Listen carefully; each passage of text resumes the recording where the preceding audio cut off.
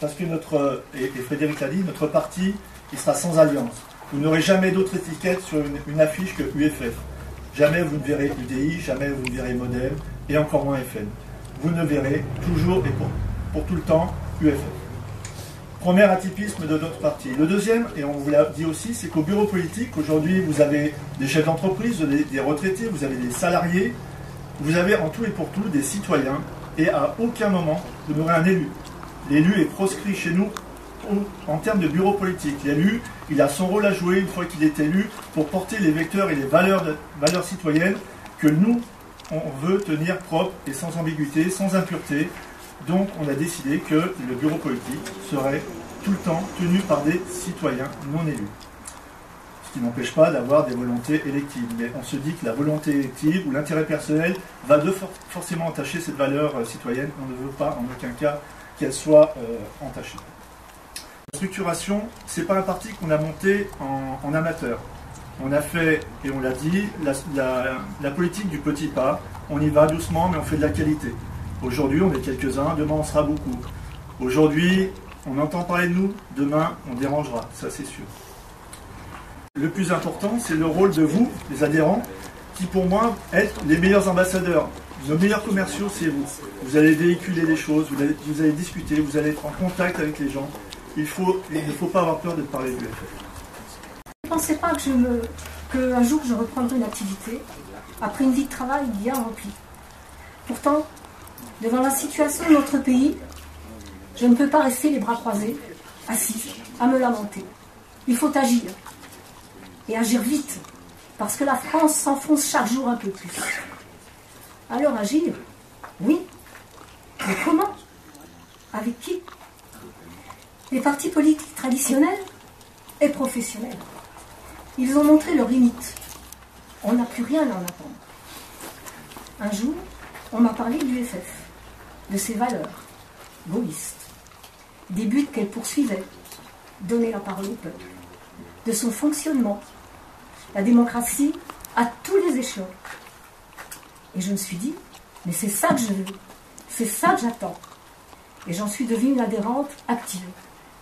Puis, le bureau politique m'a proposé d'occuper provisoirement le poste de secrétaire général. J'ai tout de suite accepté, et je dois vous dire que je suis très fière d'apporter ma contribution au développement de mon parti. Nul ne peut nier que les citoyens français n'ont plus confiance en ces hommes et ces femmes politiques qui, pour des raisons électorales et financières, nous bombardent de promesses auxquelles eux ne croient même pas. Pour certains, ils et elles sont tellement préoccupés par les quelques miettes que leur jettent de la table l'oligarchie gouvernementale et l'autocratie dans les partis politiques qu'ils en oublient pourquoi ils sont en poste. J'ai entendu certains dirigeants de partis politiques dire « Le gouvernement actuel a menti aux Français et continue de le faire. » Mais si les Français n'ont plus confiance à la politique, c'est bien parce que, certes, ce gouvernement ment, mais les autres aussi. Sinon, quel intérêt avons-nous, nous les citoyens, de créer un parti comme l'Union de la France forte? Entendons le message des Français. Lors des dernières élections, un Français sur deux ne s'est pas présenté aux urnes. Et parmi ceux qui ont voté, 6% ont voté blanc. Le message est sans appel. Nous devons abandonner ces partis politiques qui ne représentent qu'eux-mêmes et avoir le courage et l'audace d'oser miser sur un nouveau parti de droite qui s'appuie sur la seule société civile. Du coup, nous voulons combattre la fraude aux aides sociales qui abîment la solidarité nationale.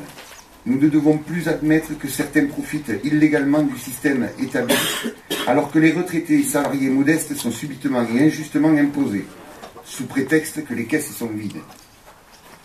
Nous avons le devoir de mettre la justice sociale au cœur de nos préoccupations. Nous souhaitons stimuler la jeunesse et accompagner celles et ceux qui ont le courage d'entreprendre, car créer des emplois, c'est moins de précarité et donc moins de dépenses d'aide sociale. Nous devons trouver des solutions, des mesures qui prévoient et facilitent l'accueil de nos aînés dans le respect et la dignité qui leur sont dus après une dure vie de la mort.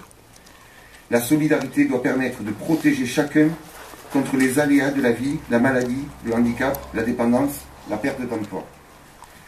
Même si nous sommes attachés à notre modèle de protection sociale, dans lequel la responsabilité et la solidarité sont indissociables, des réformes urgentes s'imposent pour le bien de tous. À l'Union de la France forte, nous sommes convaincus que chaque institution de notre pays doit soutenir l'économie, le tourisme, l'agriculture, les entreprises et par voie de conséquence l'emploi. Seul levier contre la pauvreté, la précarité, seul maintien des solidarités. Nous devons conserver et préserver notre identité nationale, créer une dynamique et une impulsion dans la perspective d'un avenir prospère à notre pays. Cet avenir doit se construire par l'innovation, la recherche, l'esprit créatif, l'envie de progresser sans cesse, l'amélioration de l'existant, le désir d'entreprendre.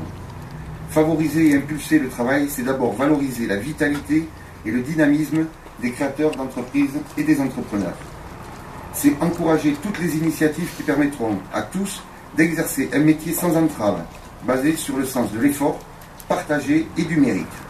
C'est réformer le système des cotisations sociales par la baisse des charges patronales et ouvrir ainsi la voie à la diminution du taux de chômage, pour dans le même temps amoindrir les charges salariales. Ces mesures pourront en partie contribuer à une amorce de la croissance et de la consommation tant attendue par les entreprises et les ménages. L'Union de la France forte veillera à rapprocher la réussite individuelle au service du collectif et celle du collectif au service de l'individuel. L'Europe, telle que nous la voyons, doit être une Europe forte et qui parle à l'unisson. Nous devons disposer d'une politique étrangère commune. Nous devons avoir un système de défense et de renseignement commun, beaucoup plus adapté aux nouvelles méthodes et menaces du terrorisme mondial actuel. Nous ne devons plus accepter d'intervenir seuls sur des scènes de conflit de dimension mondiale. Nous devons élaborer dans le temps une politique économique commune pour protéger l'Europe de la concurrence déloyale des pays extérieurs, tout autant que celle interne au sein même des pays de l'Union européenne. Cela passera naturellement par une harmonisation de la fiscalité et de la législation sociale. Nous devons procéder enfin et en urgence à une révision de l'espace Schengen, car il est évident qu'en l'état, il n'est plus adapté à la réalité d'aujourd'hui. La libre circulation ne doit pas se faire au détriment de la sécurité de la population. L'Union de la France forte est pour une Europe des nations qui protège les citoyens. L'Union de la France forte se veut résolument un parti de droite, basé sur l'esprit et la philosophie du gaullisme. Pour cela, nous prônons un pouvoir exécutif fort et stable, qui donne au président de la République un rôle primordial et un lien direct avec le peuple en utilisant le référendum pour toutes les lois sociétales. Ainsi, le peuple serait consulté sur des thèmes tels que la réduction du nombre de parlementaires et du train de vie de l'État, le rétablissement de la peine de mort pour les crimes perpétrés sur des personnes vulnérables ou actes de terrorisme, l'établissement de jurys populaires dans les tribunaux correctionnels, le rétablissement du service national et sa durée. Nous voulons dépolitiser le Conseil constitutionnel devenu lieu de repli des anciens présidents. Nous voulons que des sièges de cette institution soient aussi occupés par des citoyens.